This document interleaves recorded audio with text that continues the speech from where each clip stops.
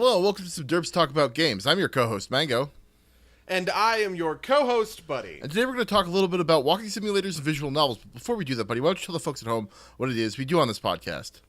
Well, it's pretty simple. On this podcast, we like to talk about games.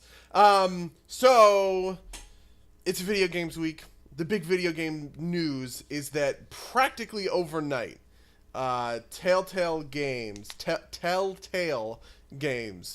basically folded. Telltale kind of like explode. I mean, they've been around for forever, right? Yeah. Like the Sam and Max games from like the 90s and stuff like that, all the way up through the mid, kind of aughts and everything. All the way up to the reboot of the Sam and Max series. Yeah. But they really kind of exploded in the in 2012, I think, when they released the Walking Dead. The Walking Dead episode 1 or season 1, I think it's called. It won Game of the Year from I don't think the Game Awards was out, but I think the one that Samuel L. Jackson always hosts was the Spike TV one. Yeah. It's being typically Spike TV one, but yeah, which typically just goes to like whatever the biggest title of the year I felt, but like that was a crazy upset. I was like, wow, holy shit, like The Walking Dead, which is legitimately the best game of that year, kind of like took the top spot. It's like it's like when Oscar bait or whatever like wins awards. To a certain extent, but it was like the first time that anything like this had ever happened. A lot of people wrote these big op-eds that were like, is this a new, as gamers are maturing, we're seeing more mature games coming out. And Telltale was like, yeah, you're right, we are going to put out a whole bunch of new games that are more mature. And so they entered into a pretty aggressive, I would say, licensing blitz, where they got licenses for like famous properties, Batman, Guardians of the Galaxy. They did the Minecraft Wolf Among story Us mode, the Wolf Among Us with Fables. They did another episode of The Walking Dead, and the third episode of The Walking Dead is still coming out, even though the company is it's the only one that's going to get finished. Yeah, is essentially bankrupt. Yeah, because somebody posted like a sales chart graphic for all of the games past Walking Dead Season 1, and they all flopped. Or maybe not flopped, but like you can see like the sales numbers drop off precipitously and rapidly. Yeah. Game of Thrones is the other big one that they did. Oh, and Tales from the Borderlands. Oh yeah, Tales from the Borderlands, which I always heard is very good. Yeah. But that in and of itself is the problem, right? I always heard, and I feel like that is like the core of this issue, and that's what we're talking about today, because obviously like this kind of factors into the walking simulators kind of discussion or debate, right? Why did Telltale Games fail? Is it something intrinsic to walking simulators? Is it something intrinsic to their business model? Is it something intrinsic to these games itself? Is it all three? Spoiler alert, it's probably all three, because nothing's very simple. But yeah, I don't know. Yeah, before we get too deep into it, I do want to apologize to our listeners who are expecting the BNHA episode today, because I do believe we pre-announced that. But like an idiot, I thought that the third season was already over, and we discovered it actually ends next week. So we'll do that next week. But getting back to the topic at hand, I think you're absolutely right. There's a combination of things that go into it. I also wonder, we've talked about this briefly before, if like the rise of streaming has anything to do with it, given that like these types of games are ones that can be experienced almost entirely over stream, without a ton of need to buy and play the game yourself. Although I do think that is in some way countered by, say, the success of Detroit Become Human and what was the one? What Remains of Edith Finch, which was the game that this last year won a bunch of awards. Same thing with like Firewatch previously, but no two of these games are from the same company. I guess you could make the argument that all of David Cage's games have moderate success, even though they're of varying quality. But that's the closest thing you have to a consistent record holder. But I didn't even, just to go back to the Telltale thing, I didn't even know that their sales were flagging, right? Like I just assumed that they kept pumping out games, and they kept making money. It was a total shock to me that they were just going to close like this. Yeah, it was pretty shocking to me too, but I am also like not surprised the moment I gave it some thought. Yeah, I feel that. I think they had a problem where they made it big off of this licensed hit, and they wanted to replicate that kind of success, but with other stuff, especially other stuff like, all of these Telltale games actually get pretty good reviews. Nothing quite as like super stellar and exemplary as The Walking Dead, right? But very rarely are the games like, bad or unplayable or whatever, getting like a 6 on IGN, which is like a death sentence or something. Most often they're like, yeah, this is a pretty good game, it fleshes out the universe of whatever universe it's in, it's a lot of fun, go play it or whatever. But I also think that is kind of giving it too much credit, because I have played a couple of the games besides The Walking Dead Season 1. And very, very famously, the writing team, I mean, much of the team behind The Walking Dead Season 1 basically left the studio after it came out. Firewatch is The Walking Dead Season 1, the writing team from The Walking Dead Season 1 making their own different game. And so I think that there actually was a pretty significant drop in quality, and all of a sudden the writing, which was stellar and excellent and incredibly immersive and really, got me into these characters, was just kind of okay for some of the other games, for some of the other Telltale games that I played through. Yeah, I've also heard that I haven't actually I don't think played any of these through. I bought the Walking Dead Season 1 at one point, but I didn't end up finishing it out because I just watched a Let's Play. I haven't really watched any of the other games either. I just haven't had the interest because I'm not super deep into any of those worlds. But I have heard through the grapevine that like once you've played one of those series, you've pretty much played all of those series. In that like the writing isn't like varied enough to be worth picking up more than one of the series. But I'm super surprised that like there wasn't enough cachet, I guess is the word, or just interest to sustain multiple seasons of The Walking Dead. Like I thought that would have been for sure a sure thing. Like that's a thing that we classically hear from the industry, is that sequels always sell more copies than their predecessors. That was definitely not true with this. Yeah. And in a way, so insofar as I think they are to blame, there's kind of like a two-pronged approach. The first one being when you tie this stuff to big expensive licenses like Game of Thrones or Batman or Guardians of the Galaxy or whatever it is, you are really putting a ton of upfront pressure on something to sell. But also at the same time, like, okay, if you're making your own original IP, how well is that going to sell in the first place? And that's a question that I don't have a good answer to.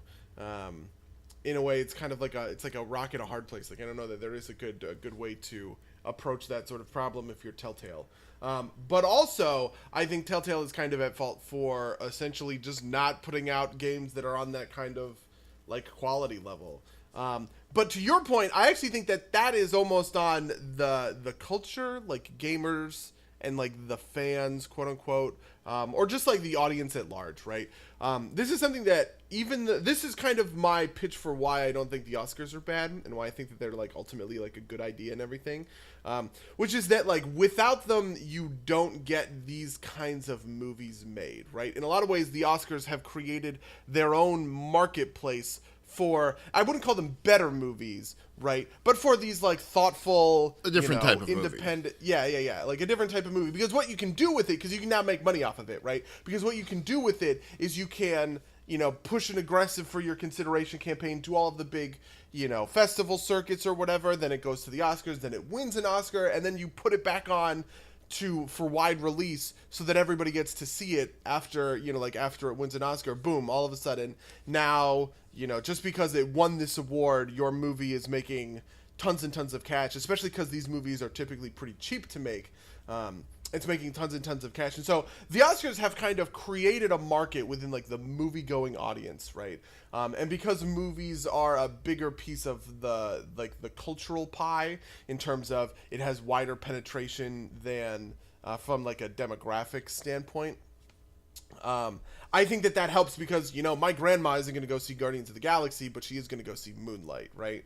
But games don't have that kind of, games don't have that sort of relationship. I also don't think that you've got like the same type of financial challenges there, right? Like it's not like it's not like I've heard of like a movie production house going under and like, Martin Scorsese's next film not being able to get made because of it, right? Like it's just a different set of economics.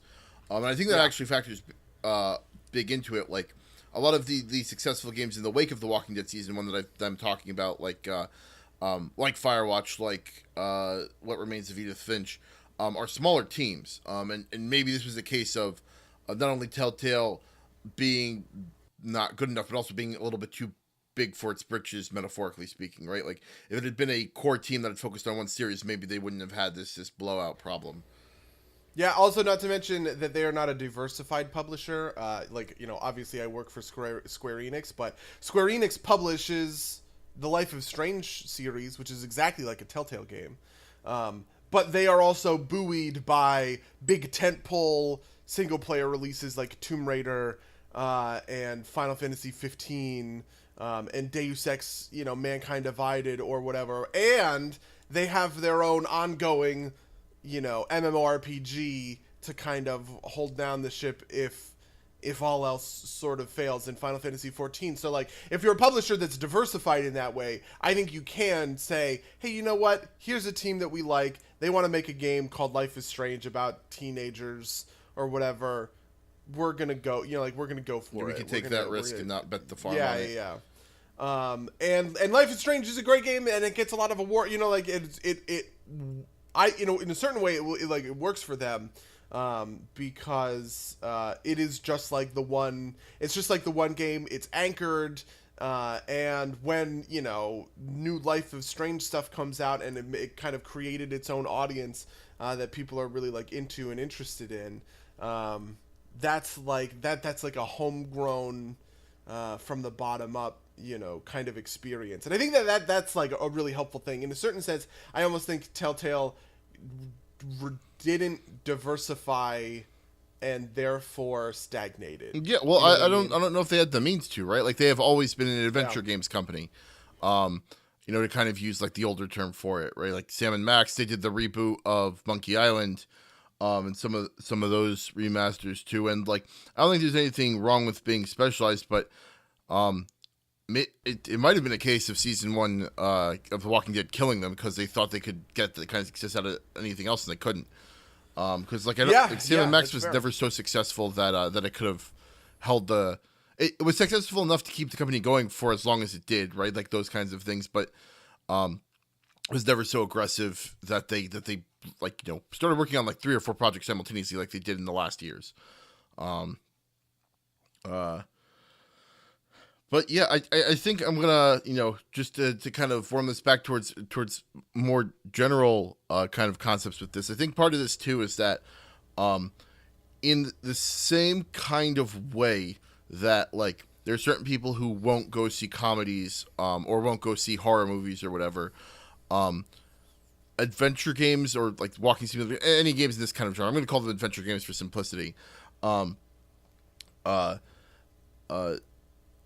Don't have like by necessity won't have the mass market appeal that say like I don't know a Call of Duty or a Mass Effect might, because those all have compelling reasons to play the game that even if you aren't like in tune with say the story, right? Like Call of Duty, if you like shooting guns, right? Like even if you don't give a crap about like whatever the latest flimsy Black Ops plot is, you've still got a reason to go play that game. Mass Effect, if for whatever reason you're not a fan of the story in that, the gameplay is still pretty compelling. even if you're not a fan of like the type of story it's telling. Yeah, I was actually surprised how many people I found playing Mass Effect 3 who never played the other Mass Effects just because of the multiplayer mode. Yeah. Like, the Mass Effect 3 multiplayer was very controversial at the time. And I love it, and I think it was good. It was, like, a good idea. And I've talked about this a little bit on the cast and everything like that. Like, I don't like tacked on multiplayer modes, but I think the Mass Effect one, which was a horde mode or whatever, it had a lot of pay-to-win bullshit, which is obviously bad.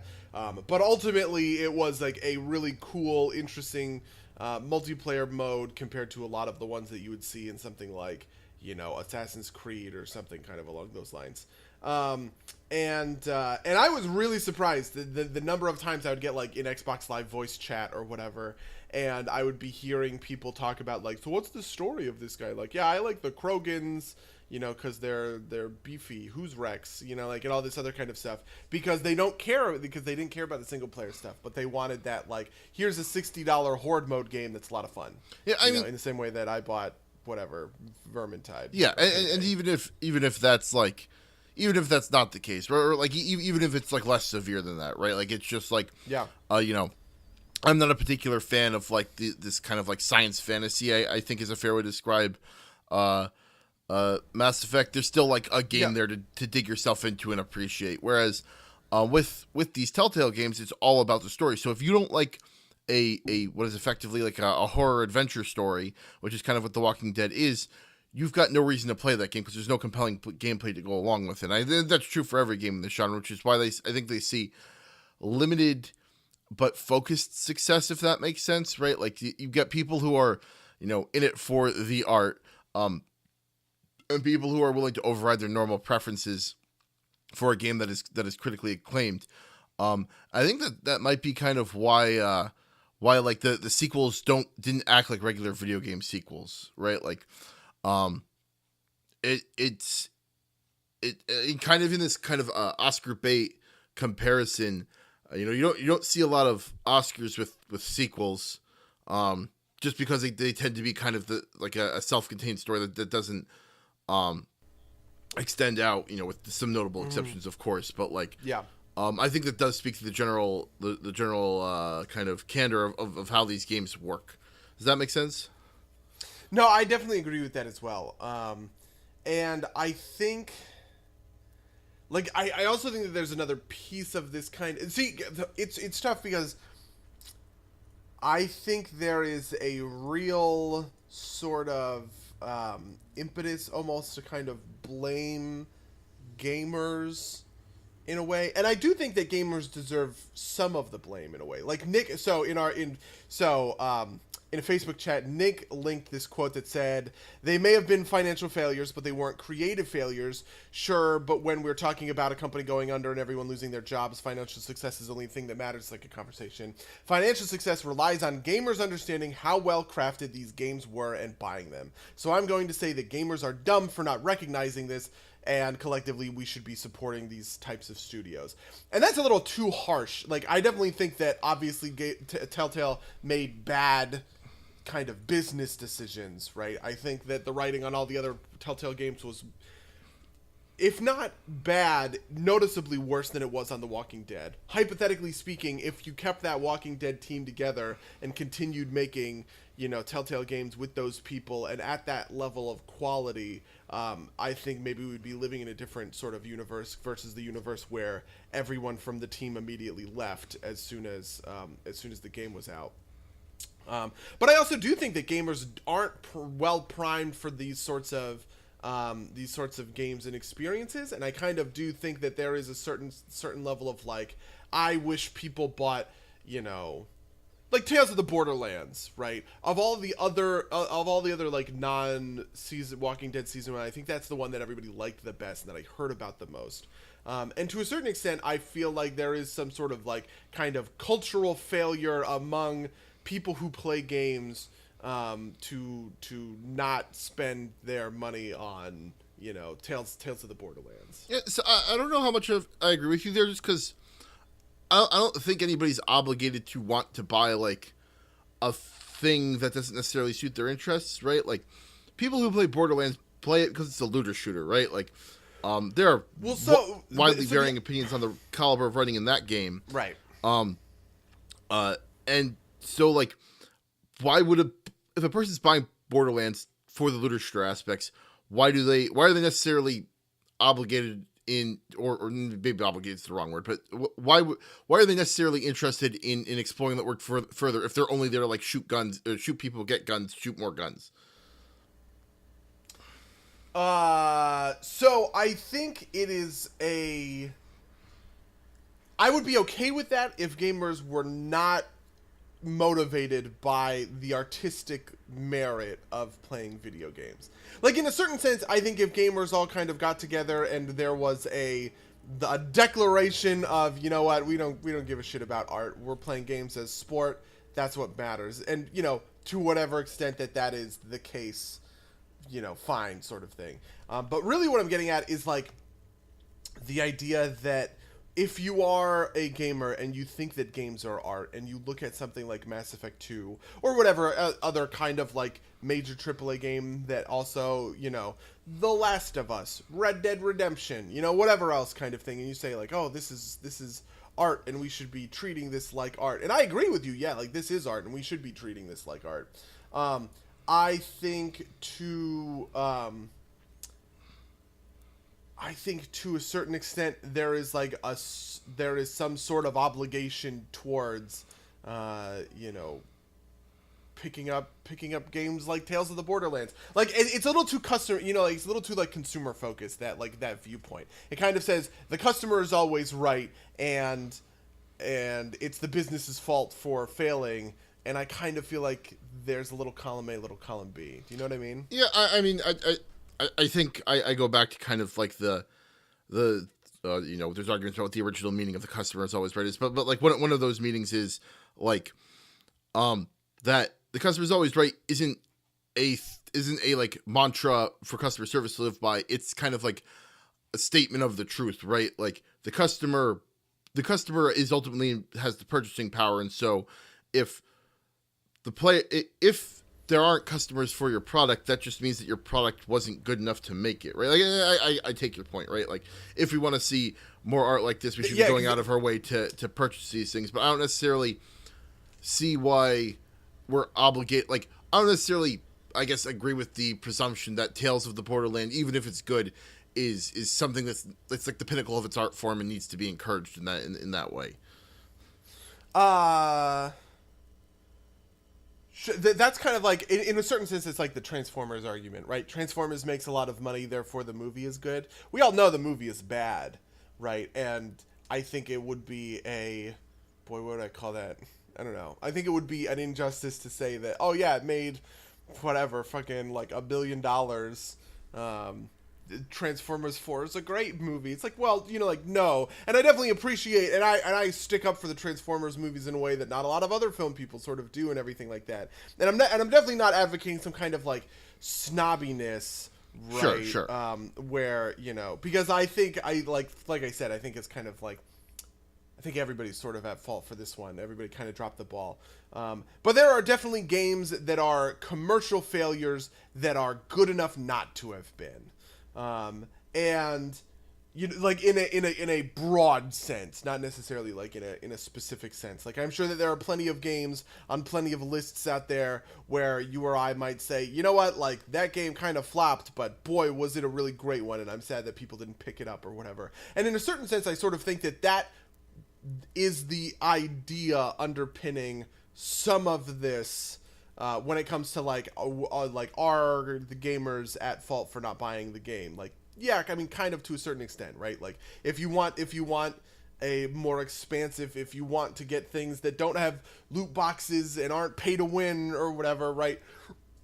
If you want to encourage different types of games being made, it seems like there should be a little bit of, going out and getting Tales of the Borderlands or Guardians of the Galaxy or Minecraft. Well, Minecraft was actually successful. The Minecraft story mode was their only other success, right?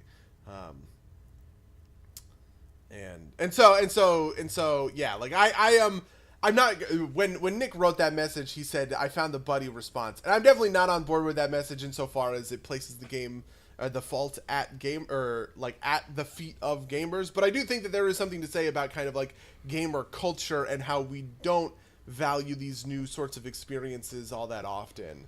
Yeah, I And mean, I think there is. I don't know if I agree with it. I actually think I don't, but I think there is a kind of valid viewpoint that is that I don't value this new experience because it's not enough of a game for me to care. And I've talked about this in some ways before. Right? This goes to things you hear like these things aren't games, and whether or not it's games is a weird definitional argument that I don't think is very interesting, but kind of the sentiment that embodies, right? Like, does this have kind of enough mechanical aspect to it to be worth my time? I think that's a valid kind of supposition, right? Like I said, I've gotten into this before, but I think that a lot of video game writing is subpar and coasts on the fact that it's good for a video game. I don't think that's universally true. I'm not saying that about any particular title we've talked about. No, I definitely 100% agree with that sentiment. I think that's why The Walking Dead season 1 was so mind-blowing. I think it was really excellent quality writing, and in an environment where the writing is typically like where good writing is really just mediocre to bad, even in plenty of places, right? Like having something that is like really, truly, thoroughly excellent really breaks through the roof and kind of stands out, right? Yeah, and I don't want to crap on games writers too much because there's a bunch of challenges here, right? Like you can't control the story too tightly. I think on the plus side, like being inside your character lets worse writing shine better, not only because of comparative reasons, but because being in, like kind of what we were talking about with previous game perspectives, being that character lets the story affect you at a deeper way than as an observer in like a movie. But I think that like I am, how do I put this, sympathetic to the idea that like these games are effectively like minimally interactive movies, and at that point I'm better off going to the theater and watching an Oscar bait movie, and I don't want to spend my time or money on an experience that's just that experience but worse, and with some clicks in it. See, I don't agree that they're minimally interactive movies, because I think that there is real interaction, but this is a point that frequently gets brought up with the Telltale Games that I do kind of want to... I think this is bad. I think that this is, like, bad analysis. There's kind of the opinion, or I've heard the opinion before, that people say, oh, well, your choices don't really matter in a Telltale game, because no matter what you do, right, like if you actually go and you look at a story map for these, right, where all of the choices different kind of branch out, really it is just kind of like one singular path, and in a certain sense the game kind of lies to you when it says things like Clementine will remember this, is like kind of like the obvious example, right, or that like some certain big monumental decision is really going to like super affect the story, because the game gives off this feeling that, oh my god, it's this huge web of interaction, right? And like depending on where you start and where you end, it's so completely different,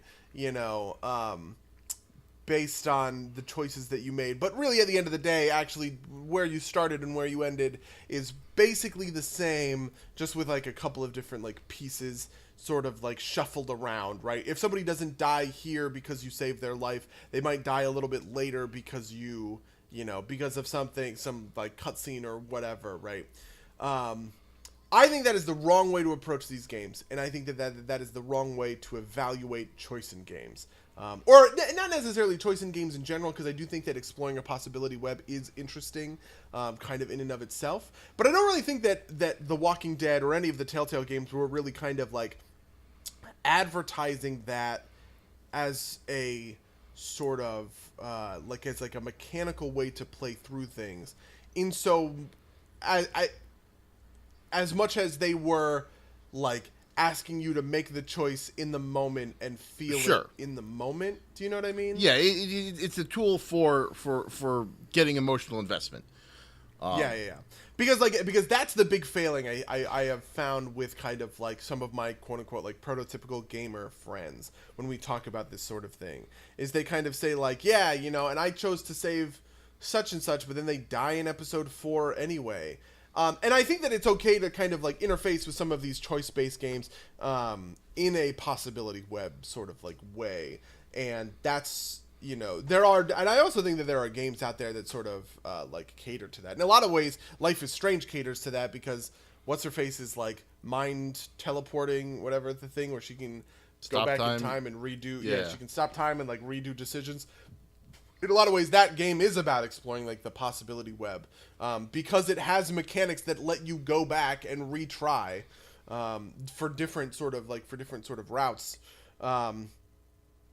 But I don't think that's what the Walking Dead games are, and I've always felt like that criticism has been unfair against the Telltale model, basically since its inception.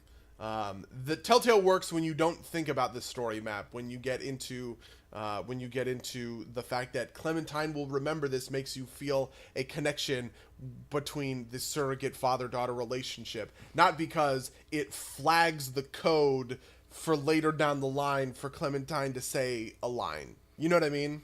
I see what you're saying, but I think you're off in some regard there. Like, you know, if what you say is true, then I don't think you've defeated the argument that there's just a vaguely interactive movie. In fact, I think you've just bolstered that argument, right? Like, if we're not meant to care about the possibility space, then it's just a movie that has some tricks to get you more invested, which is fine, right? Like, that's a valid form of entertainment. It is about choice. It's just not about the possibility space in the idea of like weighing these different paths against one another, right? You make a choice in the moment, and it's a tough choice and it's a hard choice, and you feel the emotion of that choice. But the intention is not for you to go back and do every other choice, right? It's not a choice like, it's not like in Fallout 3 where you nuke Megaton and then reload your save and save it because you want to see both endings.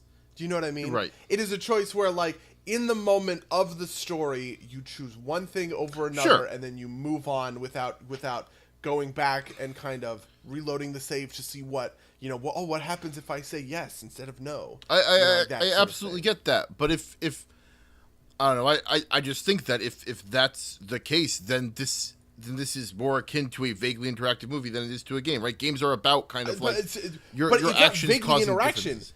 Right. That interaction is core to the experience. It is just, see, this is the problem I find with it. Like, it is just as much a choice as a choice in a game like, you know, blowing up Megaton with kind of an expectation that you are exploring like a possibility space or whatever. But the point is that it's a choice you make, and then you move on from that choice and continue along the story, and your story is a collection of these choices that you naturally make along the way, right? Like, in fact, we've actually talked about this a little bit in a roundabout way when you criticized me for the way that I approached Undertale, which in a certain sense I think is fair, right? Because I knew that if I made a certain set of choices, I could get a certain type of ending, and I wanted that ending, and I failed to... I didn't understand the mechanics well enough and play around those types of choices well enough to succeed at that, and that was like a frustrating thing. And you were like, no, well, I think I think when you play through Undertale, you're supposed to just play through it, right? And you're not supposed to be like looking for any specific ending. I think that's basically the argument that I'm making here. Right? Sure, but you're just I think the strength of Undertale rides on also the fact that you are supposed to go back and find those. Like, I think a full Undertale experience involves like doing the other endings as well, right? Like that's how you... Sure, and that's tacking on the exploring the possibility space to the kind of making the choice as you go to both, like, it's both sides of those things, right? But I don't think that you necessarily need to explore a possibility space in order to have a game about choices and those choices matter. Okay. I see your point. And I think maybe we might just, like, you know, what I'm describing when I say, like, you know, like a vaguely interactive movie might be different. And I do see your point. And I think we maybe just disagree on, like, how much that maybe it's matters. Just the word vaguely. I think I would probably say it is an interactive movie. Like, where it's, you know, every once in a while the movie pauses and you have a yes or no button, and the whole theater votes yes or no, and depending on what vote wins, something happens. You know, like the it's like a choose your own adventure. Sure. You know, obviously. And I think part of just to kind of extend that, when those seams are kind of like a little too visible, right? Like, I think if the reason that you dislike this is you went and looked it up online and it's different, that kind of retroactively spoils it for you. I think that you've got a point that, like, that's not necessarily on the developer. There's a space for that type of experience. But I think when, like, the kind of like, I made the decision and then like 2 acts later, or like like two parts later, the character dies anyway in a way that is clearly that clearly to an intelligent person playing the game, indicates this is a way to bring the storylines back in convergence with each other. That way we don't have to deal with these divergent storylines. I do think that's a failure on the part of the game designer. Because boy, do I think that ever took place? Because I am actually very sensitive to that, and I agree with you. But I don't know that it ever took place. It definitely didn't take place in The Walking Dead season 1. Oh, okay, so I want to clarify. Some of the other ones. I want to clarify that I'm not necessarily talking about any title that we're particularly talking about here. Okay, yeah. Like I've seen this level against some of the David Cage games. And it may or may not be valid in any particular instance, but I do think that it is potentially a valid criticism. Does that make sense? No, it definitely is, and I would bet that the Telltale Games make that mistake in places. Obviously, I haven't played all of them. I think in Walking Dead season. Oh, this actually did kind of happen in Walking Dead season 2. Episode 1. So yeah, so I would say that is like, this is in a certain sense is actually kind of like the dip in writing quality that I was explaining a little bit before. You don't fall into that trap in episode 1 because I think it's tight. Like the writing's like tight. But it does happen in some of the other games because it's a little bit lazier, and it is a little bit less I don't know, it's like a little bit less like thoroughly well done, I guess. So yeah. And I think because of those factors, it's just plain out harder to do how do I want to put this? I don't want to say it's harder to make a game like this, but I think it is harder to make a successful game like this because I think it's also a harder thing to evaluate from kind of like a 10,000 foot view, right? Like, or like from like maybe not 10,000 foot view is the wrong way to put it, but like from as someone who's working on it and developing it and absorbing it, it's hard to tell when that's necessarily happening. This is kind of, I think, why we sometimes get movies that are duds that are that somebody obviously thought was going to be good. I don't think that's there's a variation to this, but it doesn't matter as much in a game that has excellent gameplay, right? Like recently, I watched through a playthrough of Devil May Cry 1. The writing in that game is atrocious. The voice acting is all terrible, but the style of the combat system was so entrancing that it was an instant classic. And they made three sequels. The fourth one's in the work, and they had a reboot that failed. But that's it was big enough to ride just on the mechanics to push it forward, where the story has gotten better. Whereas you don't really have that opportunity, and I think it's easier to feel out good mechanics than it is to feel out a good story. I don't believe that, but I do agree that I think the industry is skewed one side over the other. I think kind of like writers and creatives sort of get the shaft, and in a lot of ways, I actually sort of think that this is why indie games have been sort of like an explosion of this sort of thing, where like games like Firewatch, which are like a good, and maybe it's a walking simulator, fine or whatever, right? But that is a game that is run by writers and it is propped up on its writers. In a way that I think is tougher to find in kind of like AAA studios, because they are kind of skewed towards like the tech and the mechanics. You hear this a lot from places where the gameplay dictates how the story happens, and so you have narrative people who are essentially kind of covering potholes that are getting created by the gameplay in a way. I mean, to a certain extent, even fans do it, right? Like World of Warcraft, right? How much time do I spend as an RPer justifying the kind of synchronicity of the world to match gameplay mechanics that really kind of fail in the face of narrative design? Do you know what I mean? Like, people want to play people want to play like in a cohesive world or whatever, and I want to believe that, you know, Arathi Highlands is a big front in the war, and it's constantly like changing hands between the Horde and the Alliance, and so you kind of hand wave a lot of this sort of stuff, right? Like that is kind of the story making excuses on behalf of the mechanics. But I don't think that the opposite is very true all that often. Do you know what I mean? I think I do. I think that makes sense. I wonder if part of it is that, like, kind of at that AAA level, let's presume that we wanted to get like the best people we could. Yeah. There's I would have to imagine that there's one less of a pool of writers that can kind of work in that space, right? Like, I think it would be harder for, like, say, a Hollywood scriptwriter to write a game in that framework and have it work out right. Like, that's like maybe not a totally different skill set, but it has some different skills to it. And on top of that, if that's the case, you've got competition, right? Like, you've got people in Hollywood pulling for those same people. Like, in the game space, like, the number of famous writers are, like, I could probably count on one hand. They're like Chris Avellone, Amy Hennig, like Hideo Kojima, maybe. Chris Metzen. What's the fucking Irrational Games? Right, but you know, it's Chris. That's five. Yeah, that's one hand. Right, but like Chris, and even Chris Metzen, right? Like, he's famous for having built out the world, but, like, you know, there's a lot of crap in the Warcraft universe, right? Like, no, definitely, and I also think that Chris Metzen and what's the Irrational Games guy?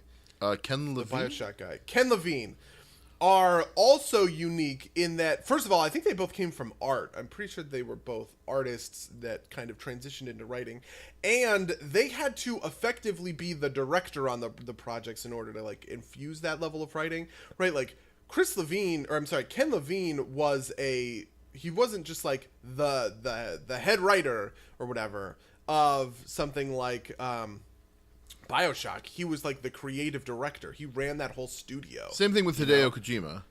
Yeah, same thing with Hideo Kojima. Same thing with Chris Metzen, right? Like, he wasn't just a random writer. He wasn't even the game director on something like World of Warcraft. He was essentially like the chief creative officer of that whole kind of company. So, in the same sense, it's kind of elevates him and them, like, it sort of elevates them to, like, a different level than I would think, like, a traditional sort of, like, writer would be at. But I also definitely agree with you, right? Like, if you are a good writer, I feel like you probably don't end up in games a lot of the time. I think you end up in games if you have a lot of passion. But I think that you get a lot more money off of, you know, points on the back end of a Hollywood screenplay than you get doing contract work at a video game studio. So, yeah, I mean, not only that, but, like, even on the lower end, I feel like you could probably make comparable money, like, writing modules for Wizards of the Coast for D&D, right? Like, yeah, no, I mean, that is 100% legit, right? Like, even, like, writing, like, I think, I mean, it's funny because a lot of these people do this, right, where they write shitty tie-in novels and then get hired on to write projects. I mean, so Mass Effect 2, the greatest game of all time, my favorite game of all time, right? I think that it is almost uniquely great in the way that it was able to blend excellent writing and excellent gameplay. And it was written by a guy named Drew Karpyshyn, and Drew Karpyshyn basically just wrote Star Wars tie-in novels that were popular enough to get him onto KOTOR, which was popular enough to get him onto Mass Effect. You know what I mean? Like, this is not like Martin Scorsese, right? Or Barry Jenkins or something, like, so, you know, like, these are people who are selling Pulitzer Prize winning novels, right? Like, they're selling, like, 5 cent a word Warhammer 40K tie-in novels and then parlaying that into a games job. And so, in a lot of ways, I think those people, like, boy, when you can turn out some really quality work in that kind of a structure. This is specifically in the AAA structure, by the way. Like I said before, I think indie games are a unique space that don't have doesn't have the same kind of trouble. That is like really significant. Yeah, I don't know. Yeah, no, I think a lot of this comes down to like you said, passion, right? Like, yeah, more than anything else, you need to want to write video games in order to do video games, because I feel like almost every other avenue, especially for a writer, is going to be more lucrative. I mean, hell, even for something that's purely technical, I know on the programmer's side, if you want to do video games, you need to want to do video games because everything else pays better.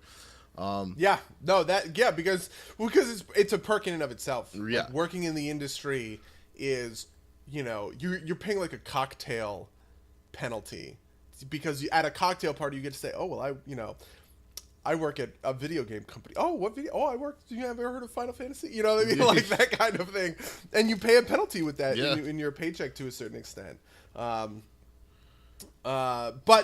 so I think that environment creates a depressed value for kind of, like for writers and people that focus on sort of like narrative and everything like that, which then translates down into, okay, well, if you're making games like Telltale Games that are built on their narrative, right? You like, well, like what else? What else can you say? You fall a little short sometimes, and that sucks. And eventually, you fall short enough that your company folds. Yeah, I mean, I think you touched on this earlier, but I think it's important, that like, in the same way that like, directors will do like normal movies and then get their pet project once they've gotten enough esteem. That seems to be like the route for a lot of these, for a lot of the kind of bigger game designers, right? Like you mentioned Life is Strange. Oh, really? Right? I think so in some ways, right? Like you've got the indie scene, which, I think indie games are easier to access than indie movies. But like the other end of this is, right, like Hideo Kojima, in a lot of ways, like, yes, Metal Gear Solid is his kind of like insane brainchild, but it is a business venture at some point. Like that was like kind of the story behind his departure from Konami, and now he's off like doing Death Stranding, which is going to be who knows the fuck what. So I think that is very interesting, but I think it is unique. I think games, in fact, we've talked about this a little bit before. I think that games specifically dampens this ability because it is structured more like the tech sector than it is like the film, like the film business. Because the film business is very much like that, but it is all like that. Everything is project to project, right? You have a project and you work your project for a couple of weeks and then your project is over and then you move on to another project, right? Right. And even if you're like a director or whatever, right? Even if you're Steven fucking Spielberg, right? You're still making, you make Ready Player One, that's a Warner Brothers movie. You make the BFG, that's a Disney movie, right? You're hopping between studios, you're shopping out these scripts and you're saying, hey, this is a good script for a good movie. I have a screen test of whoever, kind of like et cetera, et cetera. But I think that video games are structured more like tech corporations in the sense that, like, if you are Chris Metzen, you don't make Warcraft and then shop it between Blizzard, Activision, EA, and 2K Games, right? You make Warcraft for Blizzard, in-house at Blizzard, and you rise through the corporate ranks of, of Blizzard, and everything is kind of like kept in-house.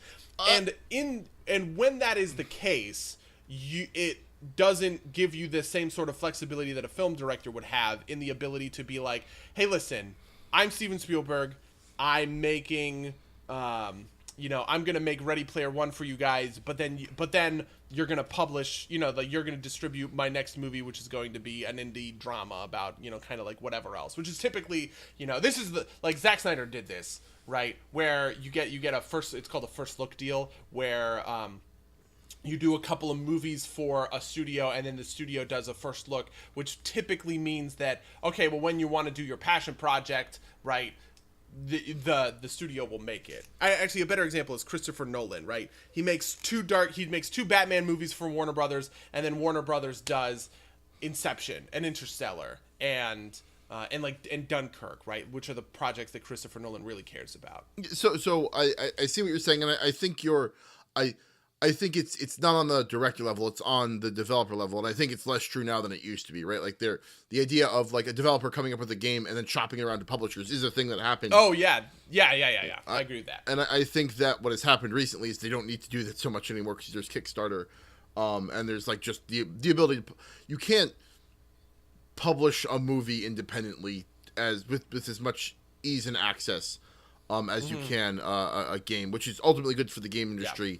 But what that does is it doesn't allow for the kind of power behind the indie projects that you get power behind the auteur projects that you get in the films industry, because the auteur projects are limited to whatever you put up on Kickstarter. Yeah, and not to mention, and I lay this squarely at the feet of EA, right, where the idea isn't so much that you are an independent developer and you're shopping around projects between publishers.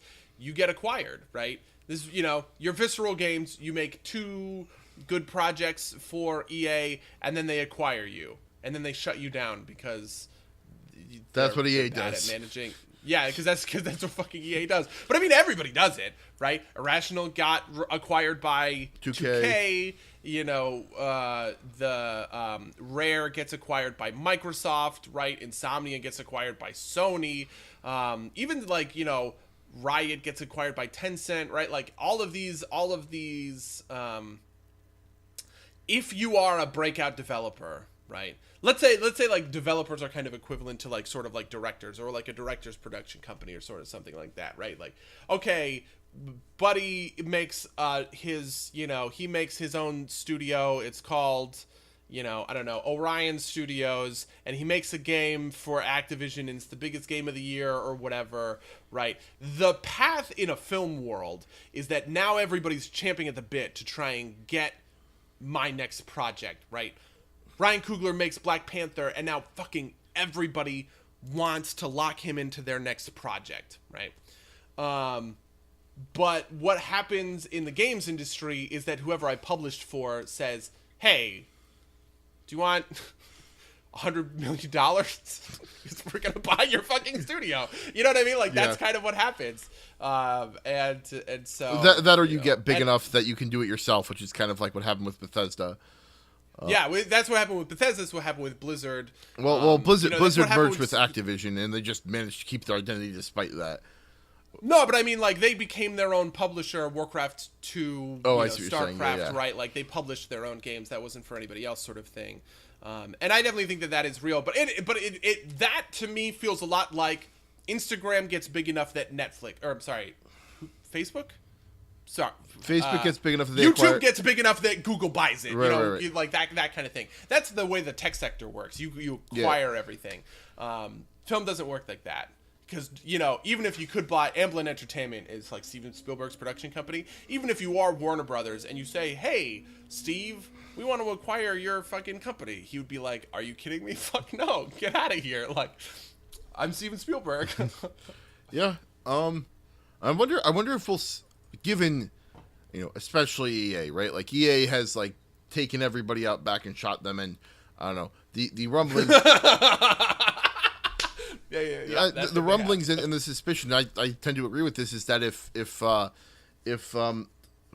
Anthem isn't a massive success, they're gonna kill BioWare, right? Like, maybe I think if that actually happens, that'll be the time when people start thinking twice about selling the company off to a larger one. I do agree with that, but. And this is a pretty big but it's a little bit weird with BioWare, because BioWare has gotten big enough on its own that it's split up into a bunch of different divisions. Sure, like, but there's like BioWare Austin, BioWare Edmonton, and a third one, and like 2 of those, like one of them makes the Old Republic and it's fine. The Dragon Age 1 people are fine, right? So like I definitely think that EA does do that and is very bad about it. And I don't think that the gaming audience themselves are discerning enough to realize. I feel like people just read the headline, EA closes BioWare, it lays off, 250 employees or something like that, whatever the number is, kind of thing.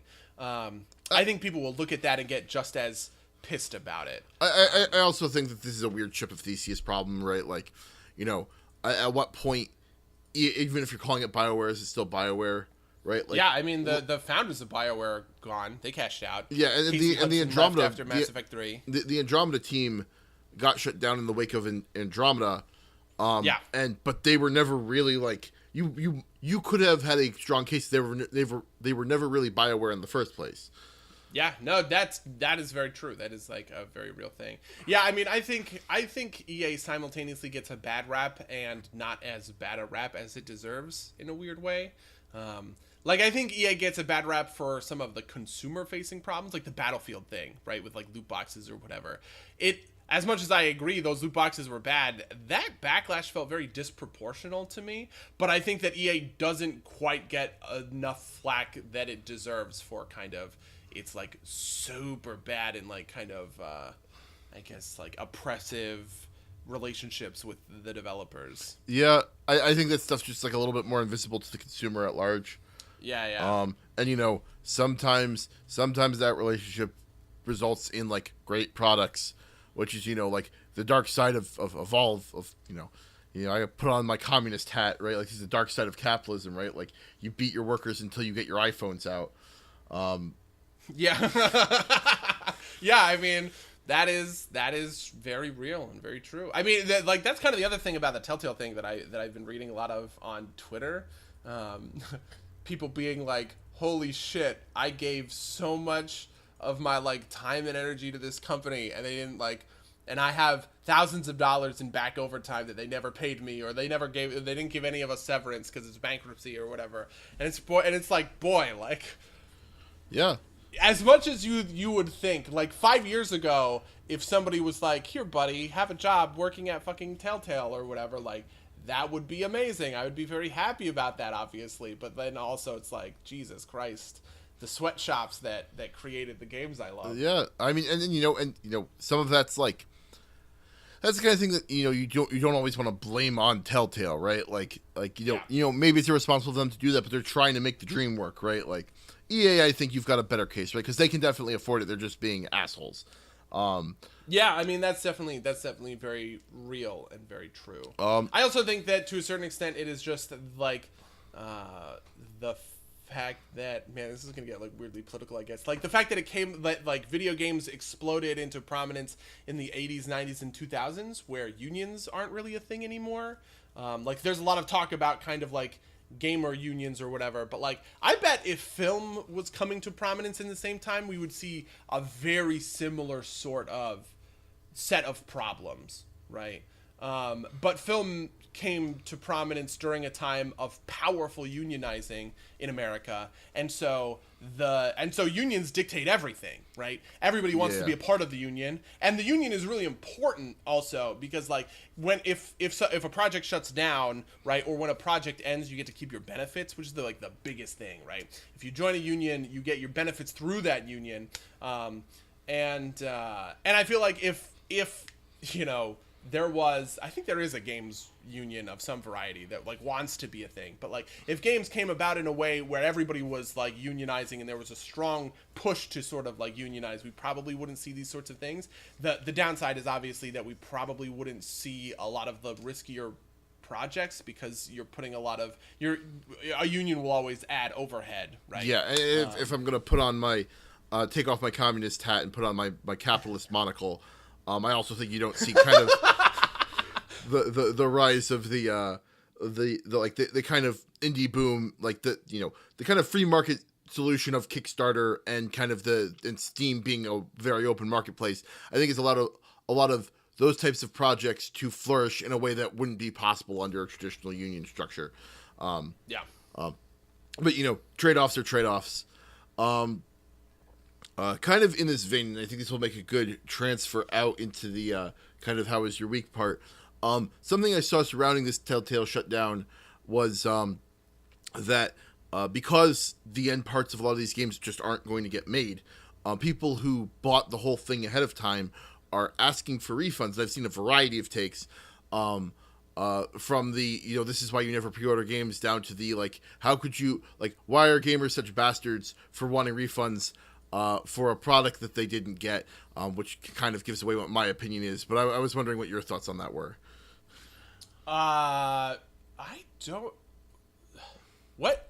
Do I need to rephrase that? Sorry if that was a bit meandering. I don't know what I think about that. So wait, so what are your thoughts on this? So basically, people have ordered, like, been like, I will pay now for the whole set of episodes of whatever series this is. Right. And some of these aren't ever coming out now that Telltale's shutting down. Okay. But so what do you think? I think that if you paid for a product, and you didn't receive it, you should get a refund, right? Like, I think you're foolish for pre-ordering it in the first place, and I don't know, like, legal obligations aside, but I think the thing that should happen is that those people get their money back because they paid for something. Granted, they paid ahead of time, but they paid for something that they're not getting. And then what's the counter argument? Is there a counter argument? There is. I have seen that, like, essentially, gamers are bastards for kicking Telltale while it's down. Why are gamers so entitled? Like, these are fringe opinions, right? I'm not trying to represent this as like a mainstream opinion, but gamers are entitled for wanting their money. For, like, you should be happy that you put money into something that was good while it lasted, or something like that. Obviously, I'm not going to do a great job of representing that opinion because I don't agree with it. Are you ready for? We're getting a little political today. My default opinion is, yes, this is proof that people are not rational actors in a marketplace and make irrational decisions all the time. I kind of feel like you are. Yes, that is the risk that you take on when you pre-order something, and sucks to suck, right? Like, I don't know. I guess that's kind of my immediate. That was kind of my immediate takeaway. I I definitely agree that I feel like people, I think the kind of ethical thing in a lot of ways would be to give people a refund, right? I think there's a difference there too, though, right? Like, if this isn't like Kickstarter, right? Like, Kickstarter I get, but it's not like, you prepay for a lot of things and expect them to just happen when they happen, right? Like, you buy a concert ticket, or you buy, like, I don't know, like a train ticket, right? And you expect those things, you expect to be able to pay for them ahead of time, and if for whatever reason that doesn't get delivered, you get your money back when it doesn't happen. And so I think there is, like, I don't think it's, like, I think it is bad to pre-order a game because it sets bad expectations, and a game is a thing that the quality is predictable. But this is exactly why it is bad to pre-order a game, right? I don't think that's what I see. I see it's bad to pre-order games because pre-ordering games creates an environment where money is, like, front loaded and people are working off of So I think there's a material difference between pre-ordering games is bad because you don't know how good it's going to be, versus pre-ordering a game is bad because you don't know if it's going to come into existence or not.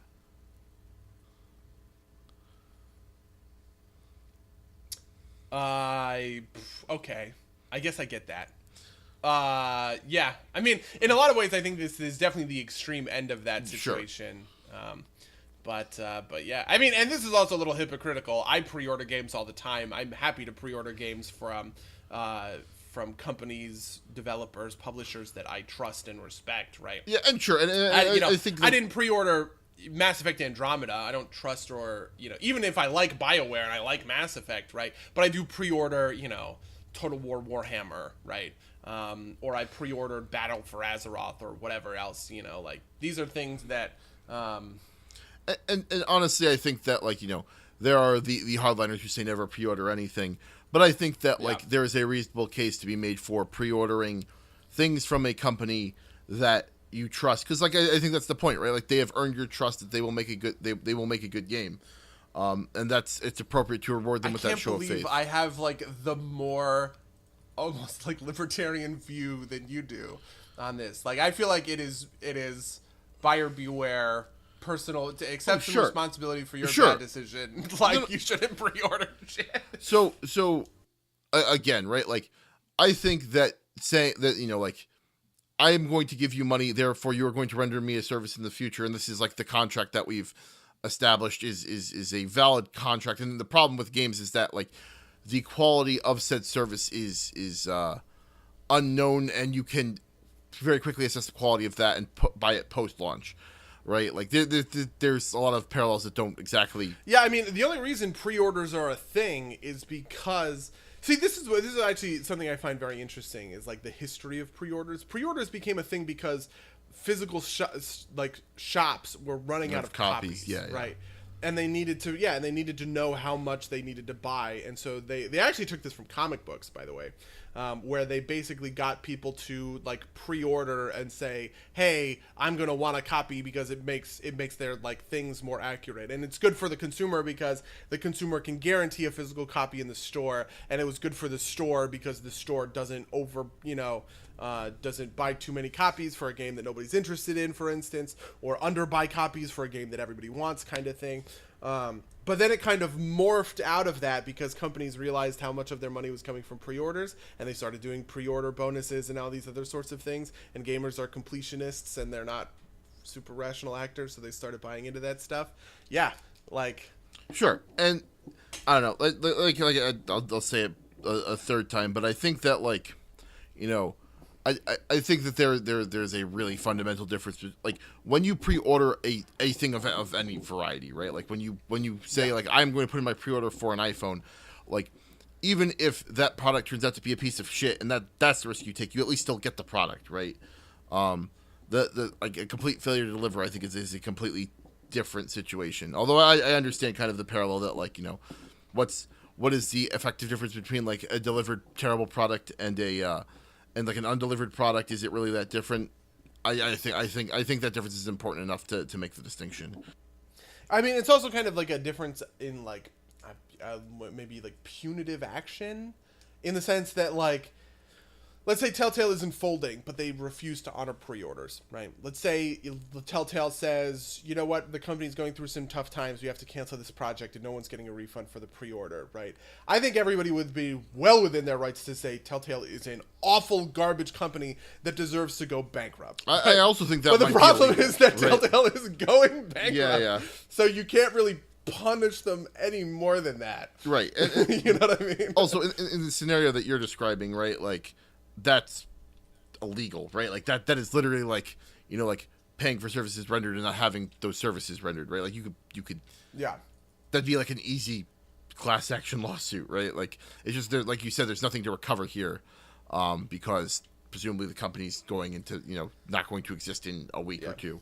I mean, I will definitely say that I think the worst part about this is the people who are punished most are the people who were keeping the company afloat. That's what really sucks here, I think, is that if you are somebody who looked at The Walking Dead season 3 and you were like, oh my god, I cannot wait for the next Telltale game, and you pre-ordered it, and now not only are you not getting, you know, that game, but you're also not getting your money back, that fucking blows. And I really could imagine, you know, if, like, let's say I pre-ordered, I'm trying to think, I don't know, Mass Effect 2, but better, but also the really good game, and that happened. Yeah, I would be really pissed about that, because, like, I am the person that, like, the company is not folding because of me. In fact, the company has been progressively not folding because of me, and so it sucks that I'm being punished for that in a way. Yeah. No, I feel that. But yeah. So how was the rest of your week?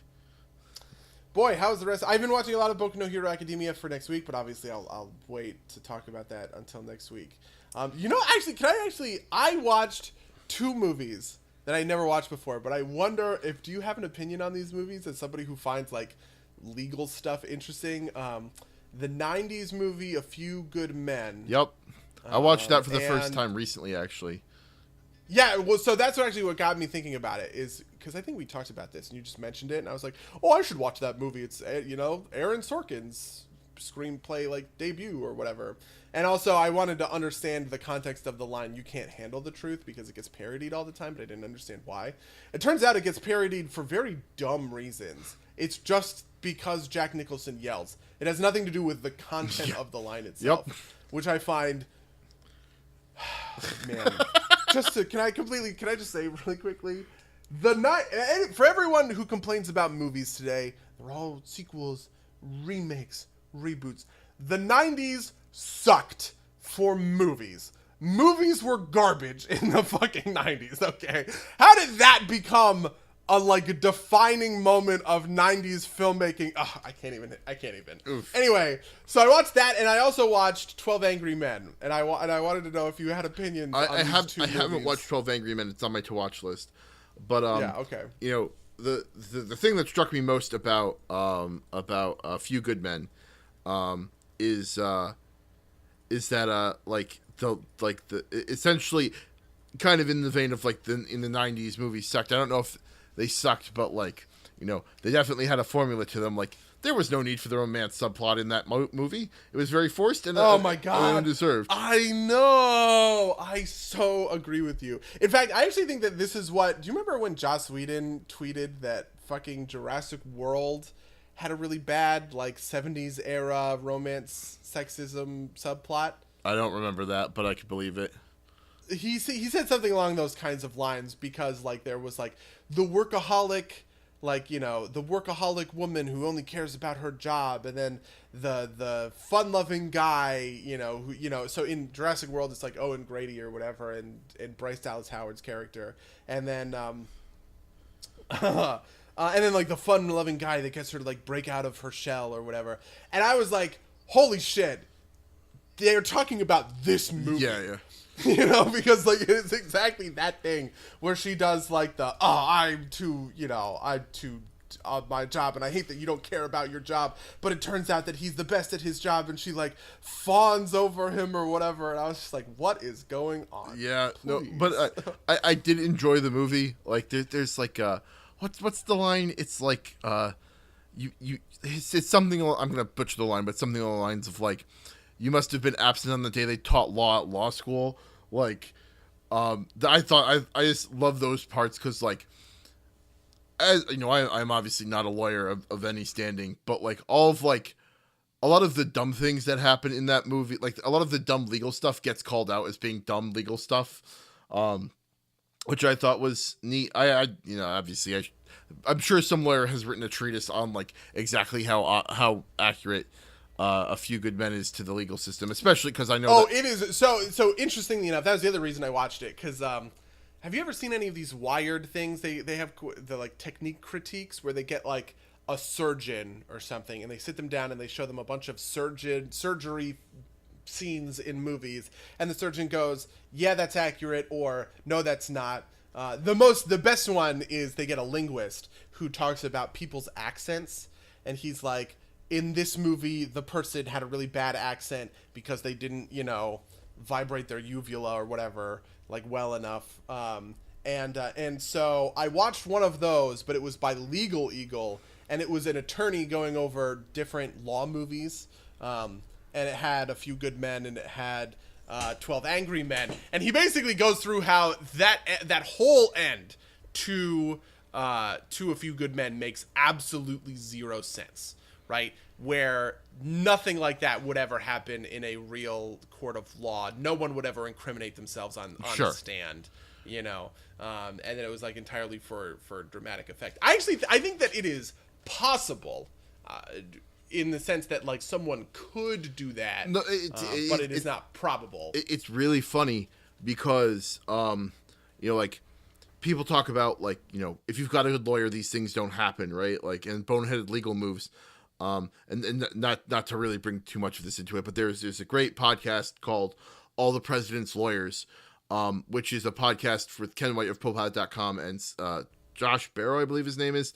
He's the center on Left, Right, and Center, which is another podcast, also very good. They go over kind of the President Trump's legal problems, and Ken White just constantly goes on about how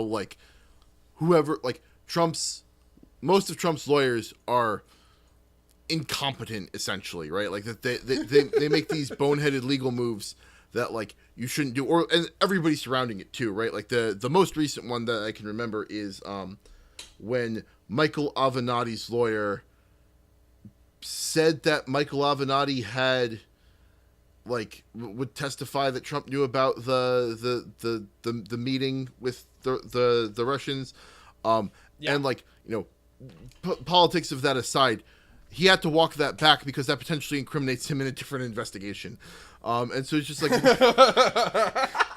that's actually kind of funny. it's like it's you're absolutely right. No one would do that if they were competent, but people aren't always competent, right? Like. And I think that's kind of what the movie was going for, right? Like that. Yeah. That he was so sure of himself that he was invincible. That Yeah. I also think that they broke, like, so for instance, a lawyer isn't allowed to. They have Sure. to ask questions, right? Sure. The witness isn't allowed to ask questions. He's not allowed to opine about like. There's a couple of questions in there that aren't quite legally accurate, and there's a couple of times where they go back and forth. But I think all of that is for dramatic effect. Of course. And I won't all. I don't think it is a movie, right? Like I could tell every tech movie that I see, it's like, oh well, that's not how computers work, but it's fine to a certain extent. Does that bother you in tech movies? It depends on how bad it is. Okay. Right, like essentially it's one of the things where abstraction is your friend, right? Like the worst it gets is on like crime procedural TV shows, right? Like two people on the same keyboard. The worst one I ever saw was someone hid something behind a level, like they hid it in a video game, and the video game was clearly Assassin's Creed, but they presented it as if Assassin's Creed was like a old school platformer game that had like levels, and you had to clear like level 7 to get the message. I was like, what the fuck are you talking about? Wow, right? Like, that is very dumb. Yeah, I find myself, because I also find it particularly cringy, especially two people on one keyboard, which is the cringiest of cringe. I think that was from NCIS. Yeah, yeah. Oh God. But I like it when I think it's cool when it's a superpower almost. In the sense of so I've been watching Young Justice a lot because Young Justice is my it's the thing that Boku no Hero always reminds me of, and so I was just like, fuck it, I'm almost done with Boku no Hero, I'm gonna watch Young Justice. And in Young Justice, Robin is like the tech wizard, right? And he's like hacking into stuff in like the mainframes and all this other shit all the time. But it feels, I actually had like almost like a fridge moment with it where I was like, that really doesn't make a lot of sense. How something had happened.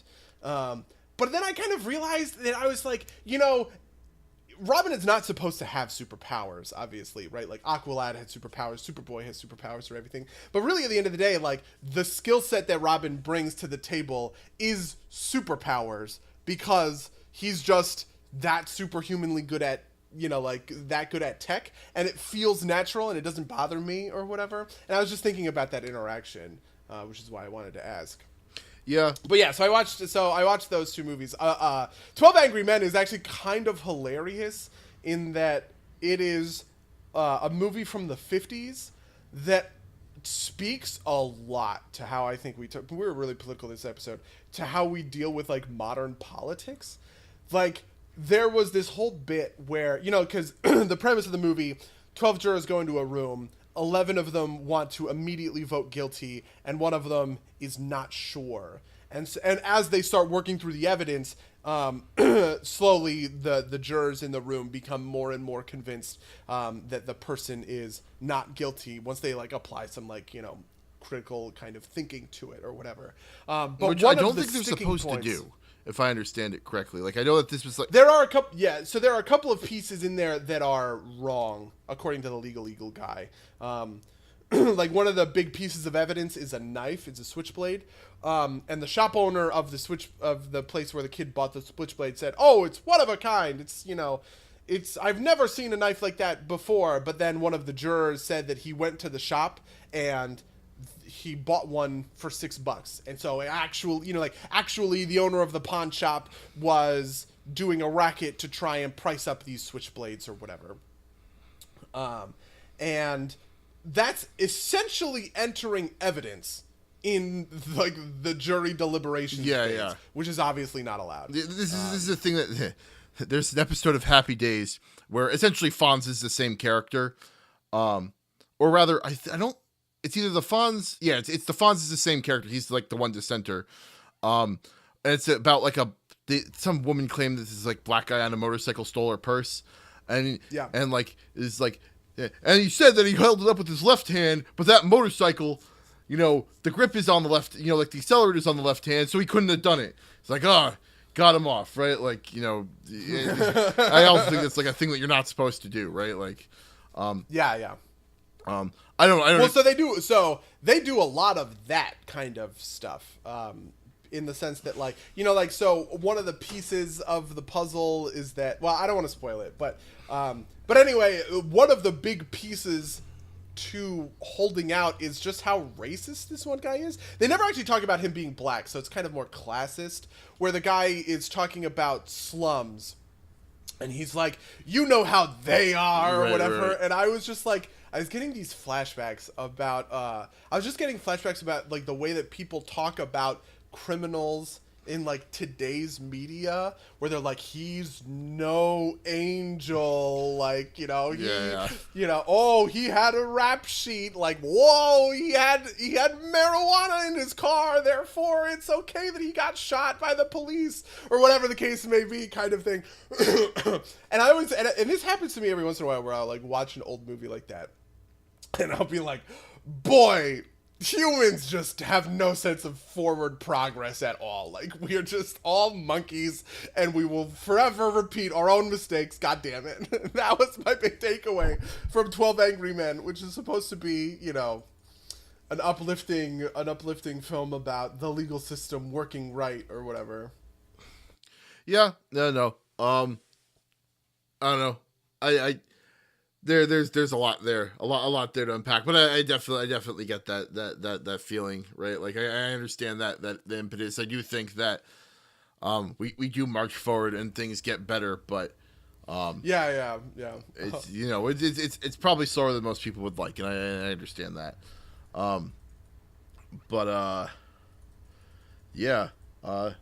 I haven't really done a lot this week because I've been moving. You don't want to tell us about your move? Hey man, U-Haul U-Box was great for what it was. But in the course of that, I did manage to read the first two books of the Dresden books, by Jim Butcher. I read Stormfront, which is the first one before, and I read it again because I wanted to put it back in my head, and I also finished Full Moon. They are, if you are unfamiliar, buddy, and those at home, they are about a guy named Terry Dresden, who is kind of like a private investigator in the city of Chicago. This is the Dresden Files? Mm-hmm. Yeah. This is the Dresden Files? Yes, yeah. But he is also a wizard, in the kind of most wizardy sense of the word. And he does he basically works with it's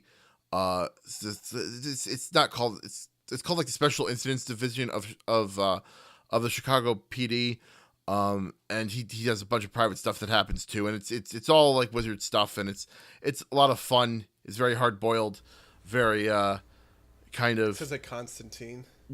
I have heard that comparison made before, but I don't know how accurate or inaccurate it is. It's my go-to, I guess. Yeah.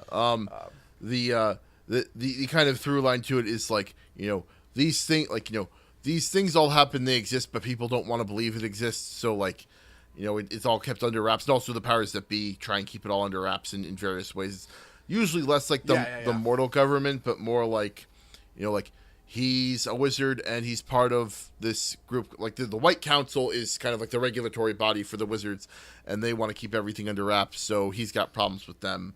You don't like Harry Potter, right? I'm not. Even though it kind of has a certain sense, like the Secret Wizarding Society is kind of the same thing. Yeah. Okay. Yeah, I don't hate Harry Potter. I just think it's severely overrated. Okay. And you know, it's less that I hate them themselves. I just like kind of mystified and aggravated by how popular they are for how like kind of like whatever I feel like the books are. I never finished the last book of that series just because I could. Never read the last, like, I had for a long time not been a fan. People were like, well, you can't hate it and not read it. So I read the first 6 books and was like, I don't care enough, so I'm not reading the last one. The last one is very weird because it's not actually in Hogwarts. Because Hogwarts, the 6th book ends with like Voldemort taking over or whatever. Right. So like Harry, Hermione, and Ron are on the run doing crazy other shit. Wizard things. I actually don't like Harry Potter all that much either, but I also think that it gets kind of a bad rap from people. It's one of those things where, like, I kind of agree with everyone that it's bad, but I feel bad trashing on it because I feel like it gets too much shit. I feel that. Like, I'm not an active trasher of it, right? Like, I'm not, shouting from the rooftops, crap fantasy, go read something. Go read Lord of the Rings, you plebs. Yeah, I also see, and that's the other thing, is I also think that it's good young adult. Like, I'm sure, if I have kids, I'm going to give my kids Harry Potter. It's a good kids book. Or like a young adult book, I guess. It's kind of like that. It's like a transitional thing or whatever, I think. But, I don't know that it holds my attention. I actually kind of like the movies, to be honest with you. Just because I think that they are remarkably well directed and well acted for what they are. But yeah, I actually wanted to ask you about something else now that I remember it. In accordance with podcasts, I've been listening to the Hello Internet podcast, which is CGP Grey and Brady something, Brady or some Heron. other something. Brady Heron does a bunch of different channels, but yes, CGP Grey does CGP Grey. Brady Heron does like Number File and a bunch of other. So like, he is podcasts. like taking a break from like the internet and social media and everything because he feels like it has destroyed his attention span, and he can't do something like sit and read because he gets like bored and he can't focus on anything anymore. And I wanted to ask if you have had any of those kinds of symptoms. Yeah, so I was thinking about that, and that's kind of why I picked up my Kindle to read the Dresden Files books, and I didn't have that problem sitting down and just reading those books and wanting to sit down and read those books. I do feel like I personally have this issue where like I have a hard time essentially reaching activation energy, right? Like if I want to go do something, even something I enjoy, like it's like the kind of effort it takes to go and actually like start doing that thing is usually enough to deter me for a little while, which is bad. But I don't know if that's like an internet age thing that might just be like a me thing. I also think that this is going to be a weird problem for our generation in particular, and probably for following ones, right? Like following generations will never have had anything else. I think our generation is particularly weird in that we kind of came of age right as it could be a problem. So I think a lot of it gets confused also with like the responsibilities of adult life prevent a lot of like those kind of long blocks of time to like do random things that we had when we were kids, and like the internet potentially compounding that problem came around right at the time when we were kind of moving into that space where we had those same responsibilities. I think another part of this is like the increasing how increasingly scheduled kids' lives are, get into the best colleges or whatever, talk about political stuff, right? Like,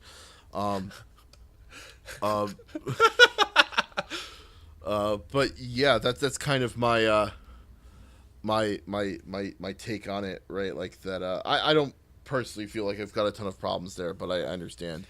Yeah, because I do feel it in a certain sense in that I have felt before this want to like go read something and been like, God, this is like so boring, and then I like check my phone or whatever. But I also feel like I disproved that to myself with the Battle for Azeroth book, whatever that was called, Before the Storm, because I read before the not cover to cover, but I sat down and I read it, I felt like normal, and I kind of realized that the thing that was getting on my nerves is how boring it is to read RPG source books. Because that's all I was trying to read. I was trying to read, Starfinder or Pathfinder 2e or whatever, like cover to cover. And I really felt it when I was trying to read the Pathfinder 2e playtest, and I was like, God, I just can't fucking focus. I keep like reading a whole page and then being like, oh fuck, I didn't actually read any of that whole page. And I wanted to see if you've had that exact Yeah, problem. yeah. I think RPG source books have like a weird problem that like ordering. I think ordering RPG source books is tough. And I think that's a big part of like why they can be hard to read, right? Like, yeah, it's a very interesting problem. Like I almost feel like you want like a version built to read through that is different from the version that you use as your rules reference. Yeah, and I have no idea how to fix that problem because, like, you know, you can't narratize it because, you know, like, even if you did and you did that thing where you like you just turned your source book entirely into like, let's say, like a mapped out play session, like is in the beginning of every book where it's like the GM is like, and then you roll initiative. What's initiative? Well, initiative, you know what I mean? Like that would obviously be garbage and awful. So it's like there's just no way to solve this problem. You're either reading like you're either reading text functionally out of like the U.S. Penal Code, or you're like, you know, you're reading that awful first chapter that's in every single RPG. Yeah, I think there's maybe a way to do it better, right? Like I could see a version where like you have like the first page is like a brief description of what the resolution system is, and maybe this only works for people who have already played some form of RPG, right? You know, it's like, you know, this is, you know, the basic resolution is you roll a d20 and you add a modifier to it. And we'll get into the specifics of that later. And then like when you do the classes, right, like the first chapter on the classes is just like levels 1 through 3 of features, and that's it. And that's like the next, like, you know, the next bit of the book is just like all the early stuff. That way you get a taste of it. And then you go into the deep resolution rules, and then you go into the deep rules for everything else, right? So that way you can like, I almost wish there was like the first section was just like kind of beginner stuff. It's kind of like simple tooltips. Yeah. If you've ever played a game with like simple tooltips, where like the meat of the book is essentially errata for the first couple of, you know, for like however many pages it takes you to be like, Smite Evil is when you do this thing, it deals that much damage. Everything else is errata. You know? And then you can go and look in the errata and be like, okay, well, Smite Evil actually does, you know, like XYZ kind of thing. Yeah, or like you know, like Magic the Gathering, right? Like there's like the rules to get you playing the game, and then there's like the judge's document, which is like 3,000 pages of like, and if you try to, if you cast a just into, you know, an instant spell, or what is it like? What's the one that like is like more instant than instant? Like there's a mechanic that's more not. Like the one that wipes the stack. Yeah, right. Because like that's you know, like, you know, I think it's called split second. Split second, that's it, right? Like intuitively, it's like when you play split second, you can't respond to it. Okay, and then when you go and like read the actual rules, it's like, and when you play a split second, you know, the stack instantly resolves. You know, like, it gives you the technical breakdown of how that actually works, and you don't need that to like just play Friday Night Magic, but it's important to have those rules laid out for tournaments. And, you know, obviously D&D doesn't need to get that technical, but I think you're right. And I think that there have been products that have tried to do that, like Beginner's Boxes. Angry GM, you know, bring up an old favorite, talks about how like this old Beginner's Box started with simple rules and with pre-gens, and the Dungeon Master, like, you know, they give him they give you the first level of the dungeon, and then after, like, at the end of what would be approximately one session, they're like, all right, so we gave you the map to the second level, but we forgot to put in all the monster encounters. Here's some monsters, build yourself some encounters for it. And the third level of the dungeon is like, well, we forgot to draw the map, so you have to draw the map and like build the boss and whatever. And I think that's a useful tool. And he's, you know, he has talked about potentially building a product like that for the future for some project of his. So it'll be interesting to see if he does that. But I think it's all interesting stuff. Yeah. But I definitely take your meaning. I also wonder, kind of in that vein, if, you know, CGP Great talks about not being able to sit down and read a book, and, you know, the book you described was presumably like a fiction novel. My books were like fiction novels that are like, you know, juicy stories. I don't know how, like, I wouldn't call them high literature, but I can kind of like chew through them really easily. And I wonder if maybe part of the point is like I have trouble sitting down and, you know, reading this treatise on like, you know, Napoleonic firearms, is that necessarily how much of that is like the subject material being boring, how much of that is my inability to focus because, you know, I want to check my phone. I will say I've definitely Yeah, I mean, I've definitely had the experience where like I've opened an app and been like, there's nothing here, closed it and immediately reopened it, or like this happens to me all the time. Is like I'll be like looking at Messenger on my screen and be like, you know, well, nothing's happening there, and I'll grab my phone and like just immediately like instinctually open Messenger and be like, well, that happened, and I'm not convinced that that's great, but you know. yeah.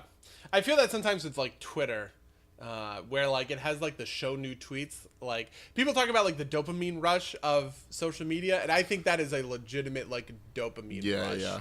In a certain sense, because like it's like, oh, what's new? Give me something new, you know, even if it's just like, you know, something completely worthless and meaningless. Yep. Well, we've run over our time. Hopefully, you've all been able to concentrate on this podcast without checking Twitter on your phones. Yes, I am definitely not recommending anyone drop this podcast from their feed. Yeah. That was the thing in that podcast where CGP Grey was like, you know, and I'm going to quit podcasts because his big thing was podcasts. That's right. I forgot about that.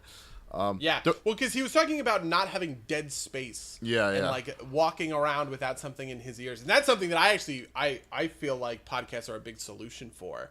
If I like walk from here to there and like my phone is out of batteries or whatever, and I'm just like listening to like cars drive by, I want to drive myself like fucking crazy. Because I'm just like, oh my god, I could be doing something. Yeah, I'm also not totally with like. I understand as a person who is basically self-employed, and who doesn't, I don't think, have a ton of like other movement in his life, wanting to like have some dead space to himself that he doesn't get organically otherwise. I feel like I definitely get enough of that dead space just kind of in my life that I don't need to be augmenting it with or I don't need to be augmenting it by intentionally exercising podcasts. So yeah, don't stop listening to this podcast, listeners. Keep listening to it. And if you have thoughts about why you think that our podcast is the greatest and everybody should listen to it, you can send them to podcast@somederpsplaygames.com or somederpsplaygames@gmail.com. You can what else can you do? You can follow us on Twitch. You can follow us on Twitter. You can leave us reviews on iTunes. You can, you know, download us wherever. We're on SoundCloud too. That's where this podcast is hosted. Feel free to leave a comment. I think that's everything I had. Buddy, did you have anything else you wanted to promote? I have nothing else that I'm looking to promote. In that case, until next time, dear listeners. Until next time, loyal listeners.